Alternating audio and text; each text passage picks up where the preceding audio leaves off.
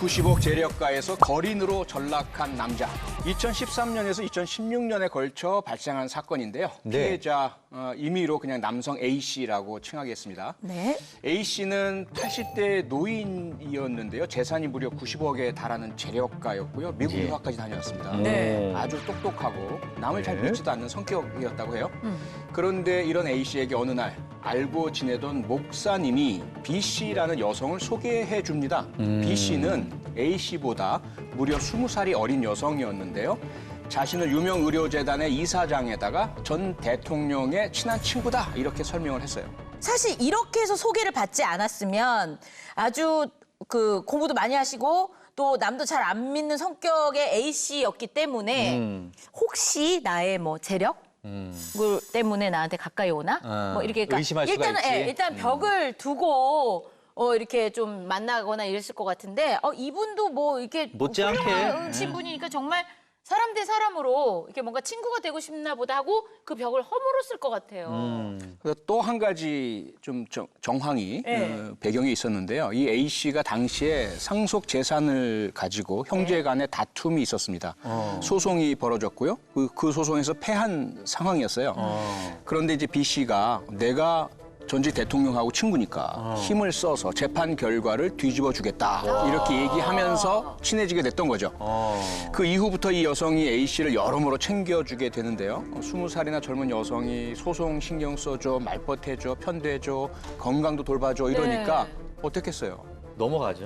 당연히 누구나 넘어가죠. 예, 그러니까 꼭 나이 많으신 남성이 젊은 여성한테만 넘어가는 게 아니라 나이 많은 여성이라도 맞아요. 젊은 남성이 와서 맞아요. 도와주겠다, 네. 약 드세요, 어쩌세요, 이런 거면 다 할 수밖에 없을 뿐더러 네. 아무리 유학 출신의 인텔리라고 하더라도 가족과 분쟁, 더구나 유산 분쟁이 있었다 그러면 정말 외롭고 힘들고. 아무도 안 믿을 텐데 게다가 목사님이 소개를 했단 말이에요. 그러니까요. 그러니까 신뢰를 할 수밖에 없는 이런 정황인 거죠. 예. 그래서 두 사람의 사이도 급격하게 진전이 됩니다. 네. 만난 지 약 반년 만에 혼인신고까지 하게 되는데요. 어찌됐든 간에 좋은 배우자를 만났으니까요. 이대로라면 A씨의 황혼에 꽃길이 펼쳐져야 정상일 그렇죠. 텐데 좀 이상한 일들이 발생하기 시작합니다. 예. A씨의 재산들이 하나 둘씩 처분되기 시작하는 건데요. 아까 제가 A씨가 90억 원대의 재력가라고 말씀드렸잖아요. 네. 이분에게는 미국에 들어놓은 펀드도 있었고요. 서울과 경기도 일대에 땅도 굉장히 많았는데요. 네. 펀드는 굉장히 일찍 진지하게 매각이 됐고요. 네. 땅들도 시세보다 20에서 30% 싼 가격에 다 내놨어요. 네. 이상하지 않습니까? 이게 그런데 더 이상한 게 있어요. 네. 이게 뭐냐면 이 재산을 처분하는 주체가 A씨가 아니라 그의 아내 B씨였습니다. 그럼 이게 지금 혼인 신고를 한 이후부터 일어나는 일들이잖아요. 그렇죠. 그럼 이제 어쨌든 법적으로 아내인데 B 씨가 아무리 그래도 아내라고 해도 마음대로 남편의 그 재산을 처분할 수 있는 거예요? 그게 법적으로 안 되지 않나? 원칙적으로는 부부 사이라고 해도 남편이나 부인 재산을 마음대로 처분할 수는 없습니다. 네. 그래서 원칙적으로는 위임장을 받아가지고 대리 관계를 하면 되는데 네. 우리 민법에 이런 게 있어요. 그 부부는 일상의 가사에 관해서 서로 대리권이 있다. 그래서 이걸 일상가사 대리권이라고 부르는데 대리해서 네, 일상이니까 예를 들면 예. 생활비를 생활비를 좀 빌려온다든가 네. 아니면 우리 간단한 걸 구입한다든가 네. 이런 것들은 가능하다는 거죠. 서로 대리해서. 대신해서. 예, 예, 네. 예. 그런데 판례는 부동산을 처분하는 행위나 근저당권을 설정하는 행위라든가 아니면 보증행위 이건 일상가사 대리권에 포함되지 않는다고 보았어요. 그래서 원칙적으로 본다 그러면 이 B 씨가 A 씨의 재산을 처분하는 것은 불가능해 보이는데 네. 다만 이 두 사람 사이에 예를 들면 토지 양도 증서 이런 게 작성돼 있다고 하면 이거 이 사람이 이 사람한테 토지를 넘겼구나. 다른 사람이 보면 그렇게 볼 수밖에 그쵸. 없지 않습니까? 이런 서류가 있다고 하면 처분은 가능할 수도 있어 보이죠. 그렇겠죠. 그렇습니다. 네. B씨가 이렇게 할 수 있었던 것. 문서가 있었구나. 네, 두 가지 문서가 있었기 때문이었는데요. 예. 바로 유언장 그리고 예. 토지 양도 증서입니다. 제가 내용을 읽어 드릴 테니까 한번 들어보시겠습니까? 예. 반평생 돌봐준 B씨에게 전 재산을 양도하고 자식, 형제 포함 그 누구도 이의를 제기할 수 없다. 아이고. 자필로 작성한 유언장에 적힌 내용이었고요. 네. 그다음에요. 10년간 성심성의로 돌봐준 B씨에게 서울 일대의 토지를 양도한다. 예. 이게 토지 양도 증서에 적힌 내용입니다. 뭔가 좀 이상한 점 혹시 발견하셨나요? 뭐가 이상한 건가요? 바로 그 부분인데요. 네. 둘 다 이- 말이 똑같아야 되는 거 아니야? 그러니까 아닌가? 유언장하고 토지 양도 증서 네. 한쪽에서는 평생, 한쪽은 10년 이렇게 얘기를 했잖아요. 근데 예. 사실은 이 유언장과 토지 양도 증서가 작성된 것이요. 예. A 씨가 B 씨를 만난 지 약 3개월 만에 작성이 된 작성되셨습니다. 거예요. 혼인 그 도장 찍기 전에 네. 혼인 신고하기 전에 쓴 거예요? 이미 그렇죠. 네. 말씀하신 것처럼 B 씨가 돌봐줬다고 하는 기간이 서로 다릅니다. 다르다. 네. 아. 이게 단순한 착오였을까요? 그럴 수 없겠죠. 네. 이유가 있었습니다. 그 네. 이유는 A 씨가 치매를 앓고 있었기 때문입니다. 아, 치매였다고요? 네. 그러면 결혼도 무효 아닌가요, 이거? 지금 치매인데 그게 지금 정상적인 판단할 수 없는 상황인데. 아니야, 잠깐만. 그 여자분이 그럼 이게 한 3개월 정도 됐을 때 작성된 거라면서요. 그럼 이미 만나서 치매인 걸 알았나 보다. 이분이 치매인 것 같다라고 딱 알지 않았을까? 우리 대중가요의 슬픈 예감은 틀린 적이 틀린 적이 없다라는 없죠. 가사가 있죠. 네. 역시 이 사건도 그런데요. 맞습니다. 와. 이 B 씨가요. 재력가인 A 씨가 치매에 걸렸다는 사실을 미리 알고 처음부터 의도적으로 접근한 것이었습니다. 내가 당신의 재산도 지켜주고 여생을 책임지겠다. 이렇게 달콤한 말을 하면서 유언장과 토지 양도 증서를 새로 작성하게끔 유도했고요. 그다음에 혼인 신고까지 올렸던 거죠. 예. 더불어 대통령 친구고 의료재단 이사장이다라는 말 이것도 다 거짓말이었습니다. 이 B 씨를 처음에 소개해준 목사님까지도 사실은 몰랐었던 거짓말인 줄 몰랐었던 일이었다고 해요. 사기 고수 아니에요, 이 정도면은? 이미 알고 시작한 거 아니에요? 처음부터? 그 사기꾼들은 그렇게 큰 거를 팔지를 않아요. 뭐 청와대 대통령 이런 거를 쉽게 팔지를 않아요. 근데 보통 파는 게 이제 뭐 국정원이니 대검찰청, 뭐 경찰청, 국세청 뭐 이런 네. 데를 그 파는 사기꾼들은 흔한데 대통령 친구라고 할 정도면 판다는 건 이제 사칭한다는 말씀이죠. 예. 이거는 초보가 아니고 아, 그러니까 완전히 고수야. 고수 사기꾼이고요. 네. 그리고 재판 결과를 뒤집어준다고 했다는데 이거를 갖다가 그 피해자한테 할 정도면 그 피해자가 그 당시에 정신이 없거나 치매 쪽으로 많이 좀 기울지 않았나. 상황이 안 좋은 상태니까 그런 말이 먹어 들어갔던 것 같아요. 맞습니다. 애초에 재산을 노리고 접근을 했는데 유언장에 토지 양도 증서까지 받았으니까 예. 이 범인은 이제 거릴 게 없는 상태가 됐죠. 예. B 씨는 A 씨의 재산을 모조리 팔아치우기 시작을 합니다. 예. 빨리 처분을 해야 하니까 뭐 조금 손해를 보더라도 전혀 개의치 않았고요. 그렇죠.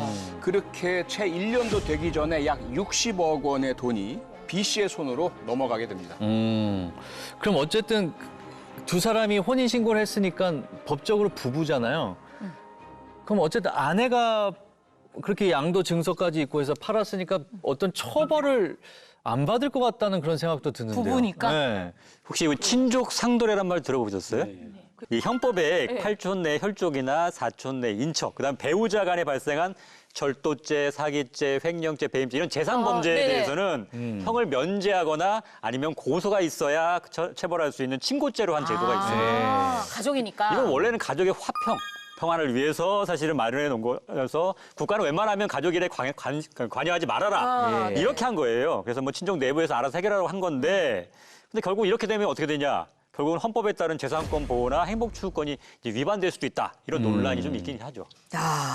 역시 전문꾼이라는 느낌이 팍 오죠. 너무, 그 너무 사전에 고수인데. 해놓은 여러 가지 장치들을 보면 B 씨에게는 공범이 있었습니다. 혼자 한 건 아니었고요. 예, 예. 내연 관계였던 남성이 있었는데요. 이 남성이 혼인 신고 당시에 혼인에 대한 증인으로 같이 가기도 했었습니다. 예. 정말 파렴치한 범행이라고 할 수밖에 없는데 어쨌든 이 공범과 B 씨는 이렇게 탈취한 돈으로 경기도에 땅도 사고요. 또 네. 고급 아파트도 사고 외제차까지 굴리면서 재력을 과시하고 다닙니다.